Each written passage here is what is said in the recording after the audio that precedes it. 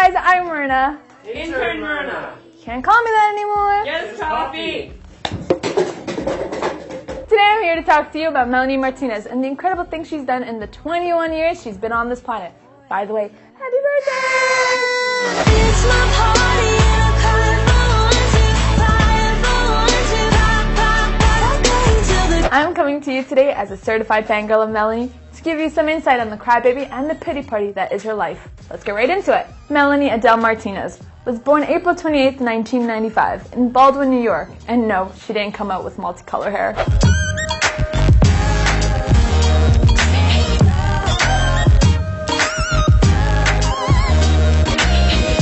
Melanie's early life started with a quite literal pity party. My third birthday party was crazy. Yeah, that wasn't the best. That was the worst, actually. That was literally the worst birthday party I probably ever had. But I loved Barney so much as like a baby and like a kid. And like my parents thought it was a really good idea to have Barney come to my third birthday party. But it was just like a really like, it was like a sketchy Barney. Like it didn't look like, he wasn't like a real like professional Barney.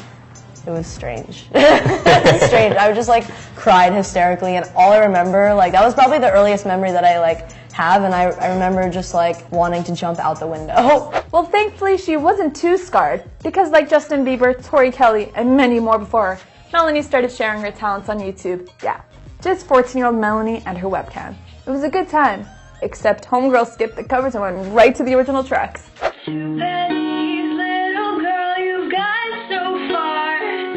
Keep begging till you smile and you're a movie star. Songs from the 50s, your mama seems to sing. Oh, in the kitchen while she's making dinner for your family. I'm tangled in the mess deep down in your heart. I'm breathing through your lungs, wanna spend this time apart.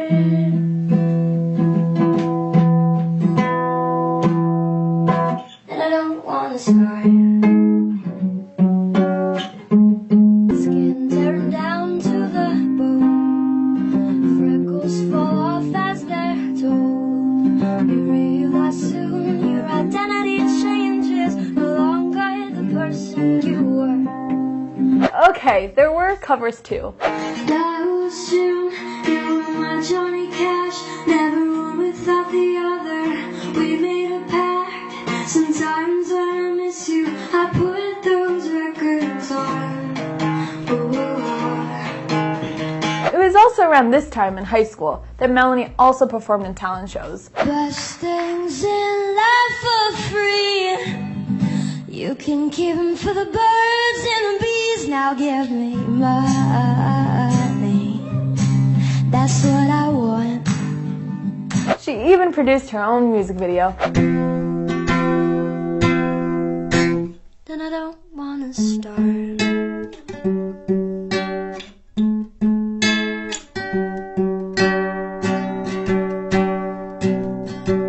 So when did Melanie start experimenting with her hair colors that only she can pull off? The first time I ever bleached my hair was half of my head. That was when I was 16, I think, and the reason why was because I wasn't allowed to bleach my hair, and I was watching 101 Dalmatians, and I remember like telling my mom like I'm gonna dye my hair like Cruella de Vil, and she's like, no, you're not, you're lying. Like she thought I was kidding. And I went to the salon like the next day, and I called her like from the chair. I was like, I'm doing this, like I'm just letting you know, and she was like, yeah, okay. And I come home and like she only sees like this half of my face. Okay. So she thought that she was like, oh. Like, all right, yeah. And then I turned around and she freaked out. She didn't talk to me for a week. She literally did not talk to me for a week. It was around this time, in 2012, that we first fell in love with Melanie's voice, when she auditioned for season 3 of The Voice with the unique cover of Britney Spears' Toxic, which made 3 of the 4 judges turn around. I can't wait, I need a hit, baby, give me it, you're dangerous,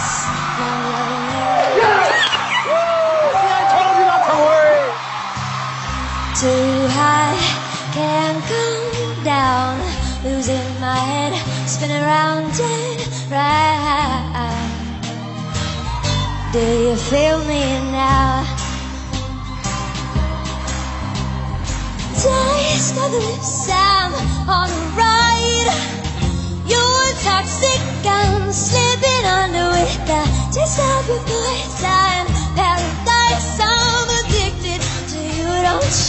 know that you're toxic.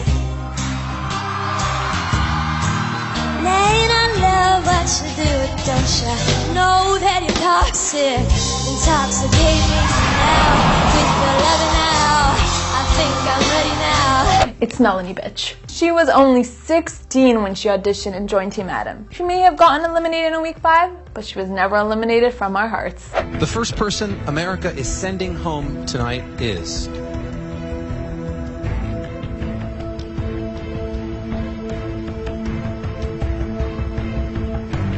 Melanie Martinez. Thank you for your time, season 3 of The Voice. Give her a round of applause. Give me a few final words. I'm just so thankful for this opportunity. I never expected to get this far, and this is beyond, what I've ever dreamed. And I'm just so happy I got to express who I am as an artist and really touch people's hearts, because that was the ultimate goal. And I love all of you who have supported me this far. I'm just so grateful for all of you. I love you. 2 years after her audition, in April 2014, Melanie signed with Atlantic Records and dropped her debut single, Dollhouse. Picture, picture, smile for the picture. Pose with your brother, won't you be a good sister? Everyone thinks that we're perfect. Please don't let them look through the curtains.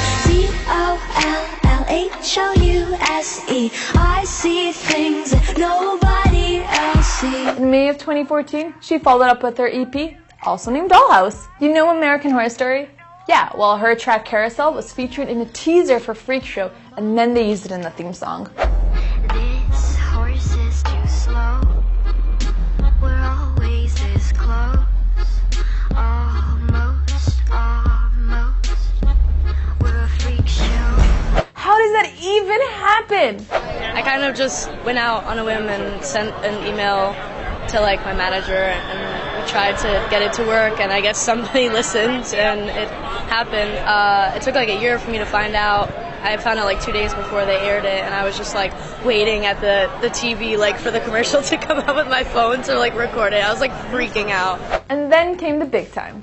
Melanie dropped her single Pity Party in June of last year, the first track off her debut album, Crybaby. It's my party and I cry for one, two, fire for one, two, pop, pop, pop. I'll go till the candles burn down this place. I'll go till my pity parties in flames. But why Crybaby? Melanie explains it best. So Crybaby is basically, it's like a fairy tale version, like a character basically, but it's like a fairy tale version of myself. So it's not like the pretty princess, sparkly, perfect version of myself. It's more of the really dark, imperfect, and kind of insecure part of myself. Crybaby dropped August of 2015 and crushed the charts as it debuted at number 6 on the Billboard 200. So the coolest thing about Crybaby though is the story it tells.